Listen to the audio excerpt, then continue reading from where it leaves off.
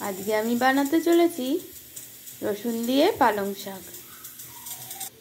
এখানে আমি 1 চামচ পরিমাণ সরষের তেল দিয়েছি, তার মধ্যে 1 চামচ পরিমাণ কালো জিরে দিচ্ছি আর 5-6টা রসুন থেতো করে দিচ্ছি আর 2টো লঙ্কা চিড়ে নিয়েছি।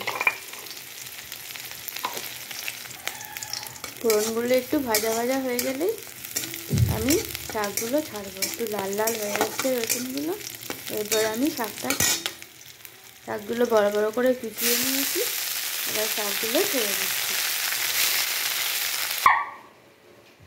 দেখো শাকটা দিয়ে কত জল দিয়ে দিয়েছে। জলগুলো মরে গেলেই আমি স্বাদ মতো নুন আর হলুদ দিয়ে দেবো। শাকের জলগুলো প্রায় শেষ হয়েছে। এবার আমি পরিমাণ মতো নুন আর হলুদ দিয়ে আবার একটু নাড়াচাড়া করব।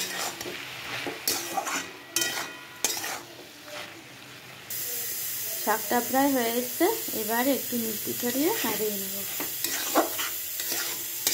দেখো বন্ধুরা, শাকটা কি সুন্দর একদম ভাজা ভাজা টাইপের হয়েছে।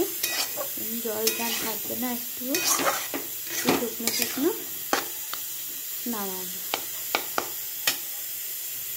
আমার এই রেসিপিটা যদি তোমাদের ভালো লাগে, লাইক কমেন্ট শেয়ার করতে ভুলো না কিন্তু। Thank you.